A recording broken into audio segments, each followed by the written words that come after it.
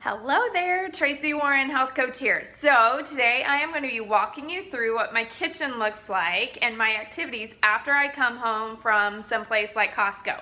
So first thing I do is I come over and turn my oven on, and usually about 350.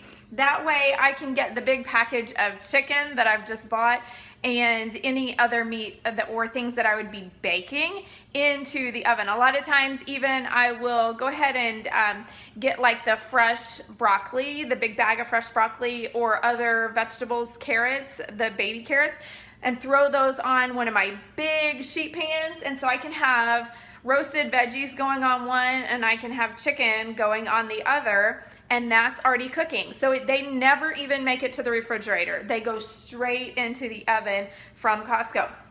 Then what I do is I have my stove and I will get just about every burner going. This one, for example, might have rice in it,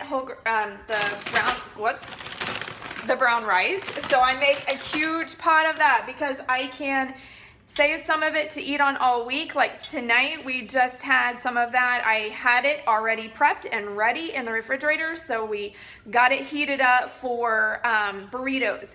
Then in another smaller pan, I'll do some boiled eggs, and that way we can have them for snacks or on salads throughout the week. Then I also take my big container of the pumpkin seeds and slivered almonds, and sometimes the raw cashews are awesome also to put in here, but I'll put those in a skillet and just toast those. And that way they are delicious for snacks or on top of salad. So if I know that I'm going to be using it on top of salad, I'll go ahead and portion them out in my blue fixed container.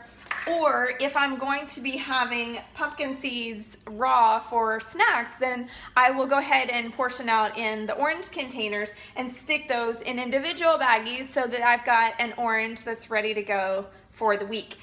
Then what else do we have? I kind of put some of my grains and different things over here. Rice ramen, they've been having these, and that's something that I don't, like have every day, but maybe once or twice a week we might do some type of pasta. So I will go ahead and make that, stick it in the fridge, it's ready to go.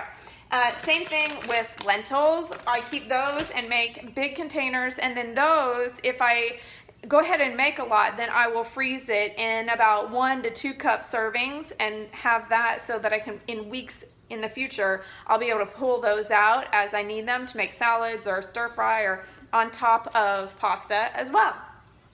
Then another staple for us is oatmeal, and I always get that going at the same time. So you're making use of your time, you're making use of your stove, you're making use of your just your sanity, honestly, to be able to get this done and then know that you've got healthy food to pull from throughout the week. That's huge.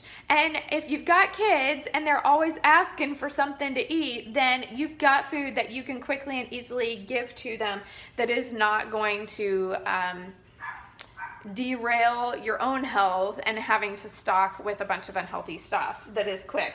Another thing that I do a lot of times, this is not the specific mix. I had this bread mix, but I wanted to show you, for example, I do like the Pamela's gluten-free stuff, but we usually have a pancake mix one. And so while this stuff is boiling, we've got stuff in the oven, then I will have my griddle open and I'll just be making pancakes because that's a little bit more hands-on. So this stuff is all just cooking. There's not a lot to do once it goes in. We're just waiting. So I'll flip some pancakes.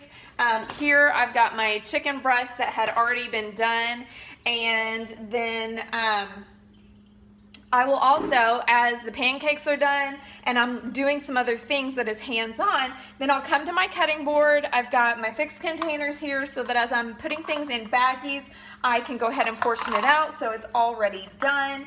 And I will go ahead and make almond butter jelly, or almond butter and banana, or almond butter and honey, whatever sandwiches for this week. They may also do a lunch meat or something like that. So I'll go ahead and make probably let's see, 3, 4 times 5, about 20 sandwiches, and have those in baggies, in the gallon size baggies or snack bags or whatever, depending on what our week looks like. If we're gonna be at home because we're homeschoolers, then I'll just put them all in a big baggie.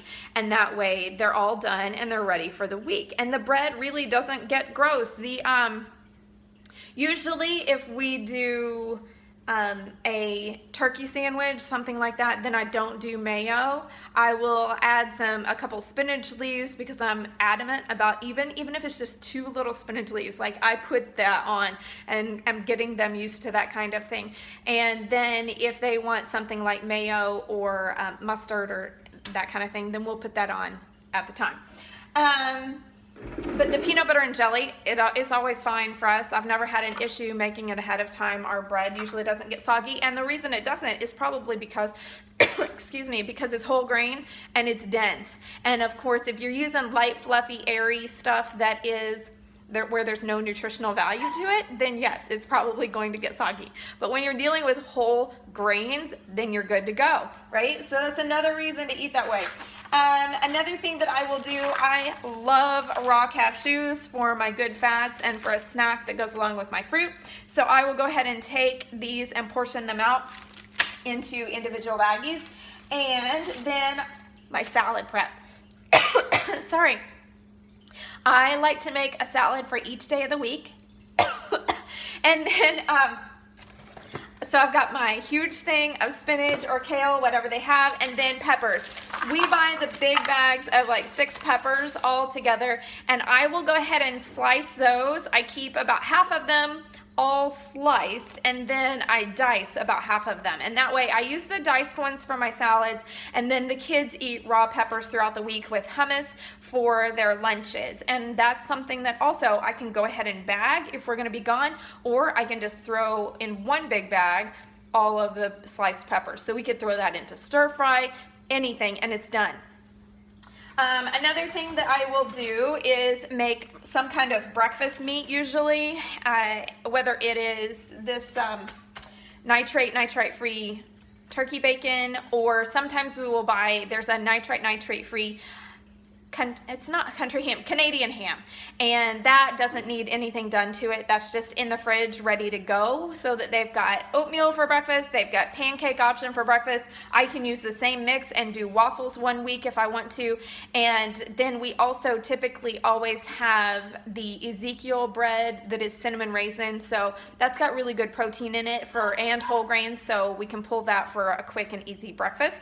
Another great option is prepping your fruit. So this week they didn't have organic apples. Usually though, if they have organic apples, I'll go ahead and slice those and stick them in baggies. Again, for the whole week. I don't put lemon juice on them. They're always just fine, and it's done.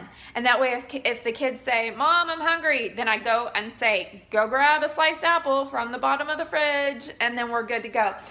This week I bought kiwi, and I'm gonna go ahead and peel those and put those individually cut up into bags. And then our fruit's ready. You know, it's very, very easy and a huge time saver to do this stuff as soon as you walk in the door from the store, and you are utilizing your oven and your stove at the same time that you're standing in the kitchen anyway. There's no sense in us coming to the kitchen, getting all the stuff out to make a meal, and then doing it again the next day, and then doing it again the next day. It just doesn't make a lot of sense. I thought of one other thing that I was going to tell you guys. What was it? It's gone. But that just means that when I think of it, I can do another video for you. So I hope that you have found this helpful, and I will talk to you later. Have a good one.